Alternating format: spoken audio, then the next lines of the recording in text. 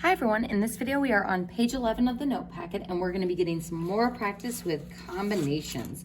So on number 22 it says there are 7 rotten apples in a crate of 26 apples. So 7 of them are rotten and 26 apples total. So what this means is that 26 minus 7 of those bad apples is there are 19 good apples. So it says, how many samples of 3 apples can be drawn from the crate? Well, there are 26 total apples to choose from, and we can select 3 of them. So it's 26, choose 3. So in problem A, it doesn't say anything about good apples versus rotten apples. It's just how many groups of 3 can we select? So 2,600 for that one.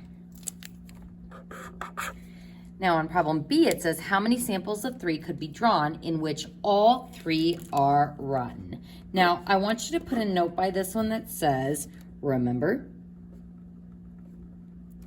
this is like the given conditional probabilities, where it narrows the sample space. But instead of us narrowing down our denominator in a probability, we are decreasing our n, or the amount that we are choosing from. We are selecting from just the rotten apples and saying how many different samples of 3 can be drawn from just the rotten ones. So it doesn't matter what order those rotten ones are in, but maybe this one has a bite out of it, this one has a worm crawling out of it, so bite out of it, worm crawling out of it. If I put them all in a bag, the order of those doesn't matter, but we can have different rotten apples. So this is like the given where it narrows down the sample space where we are picking from just the rotten ones. So we've got 7 rotten ones, and we are picking samples of 3 and using the old calculator. That would be equal to 35 different combinations.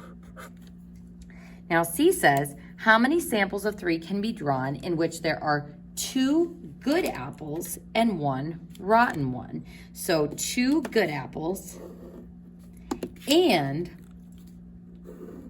1 rotten one. So there's that and statement, and this is what we talked about in the notes yesterday.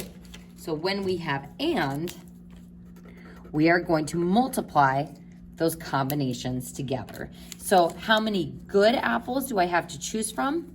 19. So 19, choose 2, and means we're going to be multiplying the combinations of picking 1 rotten one from the 7. So combination 7, choose 1.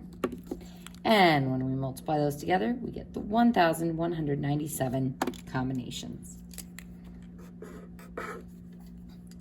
So again, careful with when to use that and multiply your combinations together, and also keep being aware of what designates a combination versus a permutation. Moving on to the one down below, it says, in an experiment on plant hardiness, a researcher gathers 6 wheat plants, 3 barley plants, and 2 rye plants, giving us a total of 6 plus 3 plus 2, 11 total plants. She wishes to select 4 plants at random. So in how many ways can this be done? We've got 11 total plants. We want to select 4. So 330. So nothing about the order of the plants. So this is a combination. In how many ways can this be done if exactly 2 wheat plants must be included? So this one's a little tricky, kind of like the card problems we did on the previous page, where I've got exactly 2 wheat plants, but since she is selecting 4 plants total, that means if 2 of them are wheat, then we also have to select 2 non-wheat plants.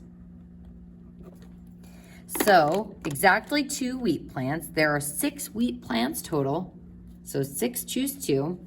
And since it's and, because this is what we're selecting within that sample, and how many non-wheat plants do we have? 3 barley and 2 rye. So from those 5 non-wheat plants, we are going to select 2.